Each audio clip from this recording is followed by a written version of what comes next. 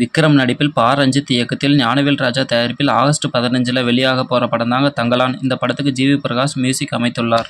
இந்த படமானது விக்ரமிற்கு பெரிய வெற்றியை கொடுக்க வேண்டும் என அவரது ரசிகர்கள் ஆர்ப்பரிப்பில் உள்ளனர். இந்நிலையில் தங்கலான் படத்தின் திரையரங்க உரிமையை எவ்வளவு கோடிக்கு விற்றுள்ளனர் என்ற தகவல் தற்போது கிடைச்சிருக்கு.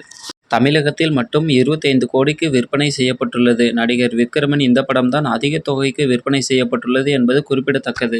இந்த படத்திற்கு ஓப்பனிங் அதிகமாக இருப்பதால் விநியோகஸ்தர்களும் இதற்கு சம்மதம் தெரிவித்துள்ளனர். இந்த படம் ரிலீஸ் ஆக 4 நாட்களே இருப்பதால் புரமோஷன் பணிகள் அனைத்தும் விறுவிறுப்பாக நடைபெற்றுக் கொண்டிருக்கிறது.